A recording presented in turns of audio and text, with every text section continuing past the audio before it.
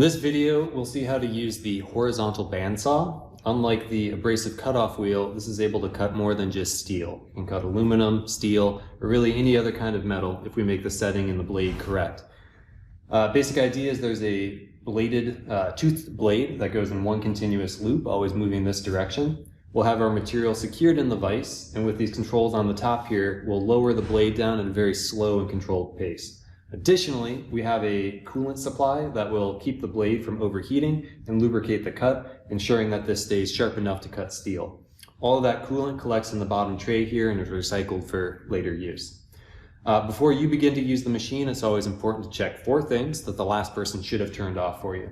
1, you should make sure that the valves to these coolant lines are closed. They should be perpendicular to the lines, so they both are. You should check that the coolant pump starts in its off position, red means off. And you should make sure that the bow speed, or how fast this upper part drops, is set to its lowest setting, which would be 0, and that the brake is on. So red light, green light, red means stop. So all of those were set correct. Next, we'll get our material secured into the vise. Place it against a fixed face, and you can look straight down over the top of the blade to help line up your cut. Next, we need to move the movable face, which is done by lifting this tab behind it and sliding the whole face forward. Drop this tab back down, and now to get this all the way tightened, we move over to this wheel at the very end of the machine. Righty-tighty, we'll tighten it up. This only can get about 4 revolutions because it's only moving this rack gear back and forth about 2 inches. So remember, this is only to do the last tightening and the first loosening. Most of the movement of the face comes from lifting this tab and pulling with your hands. Now that those are set up, we can start to turn the machine on. This is a large machine, so it's important to always do a final safety check. We should make sure that we have our eyes covered, ear protection ready. It gets loud if it starts to squeal in the metal.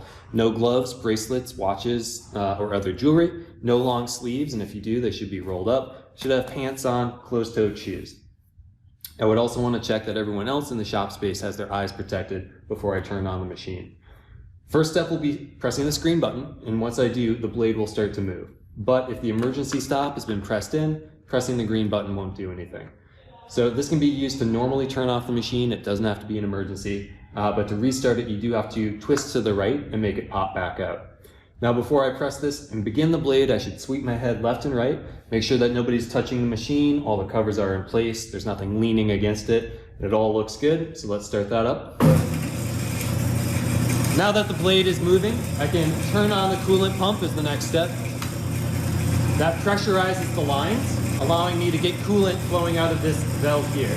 Slowly lift it up until you have coolant that's dripping off the blade. Don't open it so far that it splashes a lot on the floor. Now we'll begin to lower the blade down.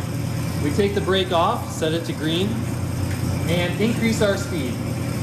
For steel like this, a speed of about 1 to 1.5 would be appropriate. And the blade is dropping right now, just very, very slowly. If you wanted to cover this distance quicker, simply go up to a higher speed, about 5 or 6, to eat up that distance, but make sure you take it to a 1 or 5 before it cuts the steel.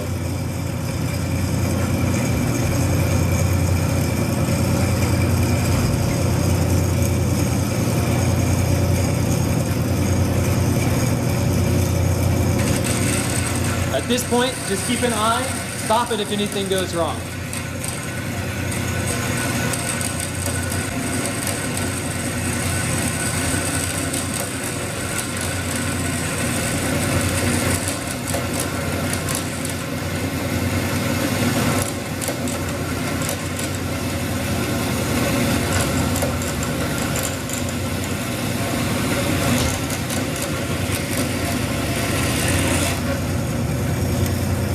Once the cut is complete, you can turn off the machine by pressing in the red emergency stop button. And those 4 things that we made sure were turned off at the beginning, we want to turn off ourselves. Ensure that you've closed both of your coolant lines. Turn the coolant pump off. Make sure that the bow speed is set to its minimum value and that the brake is engaged. To get our material out and to set up for the next cut, we have to lift the bow back up. Be careful about what handle you grab. This one is for the case, don't grab that. These are for the blade tensioner, don't grab those. Look for the rolling pin handle that sticks out and is unlabeled. While it looks heavy, most of the weight is carried by a large spring and back. To remove our material, remember we just loosen this wheel for the wrap gear, and then we're able to lift this tab and slide it open by hand. Your material may have coolant fluid on it. It should. You can use any shop rag around to wipe it off before you move on to another step like grinding or welding. This is an okay way to leave the machine.